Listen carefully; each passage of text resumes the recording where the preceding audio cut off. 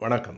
நான் சுபவீர பாண்டியன். அரசியலில் எங்கோ இருந்தவர்களை காலம் ஒன்றாகச் சேர்த்து வைக்கும். சில நேரங்களில் ஒன்றாக இருந்தவர்களை வேறு வேறு துருவங்களாக பிரித்தும் வைக்கும். 1939ஆம் ஆண்டு வரையில் ஒன்றாக இருந்த ஜவஹர்லால் நேரு அவர்களையும் சுபாஷ் சந்திரபோஸ் அவர்களையும் அதற்கு பின்னால் 2ஆம் உலகப் போர் நடைபெறுகிற நேரத்தில் காலம் பிரித்து வைத்து விட்டது. அன்றைக்கு வெளிவந்த அம்ரிதா பசார் பத்திரிகா என்னும் ஒரு ஏட்டில், ஆவண காப்பகத்தில் கிடைக்கிற அந்த ஏட்டில் பல சுவையான செய்திகள் கிடைக்கின்றன.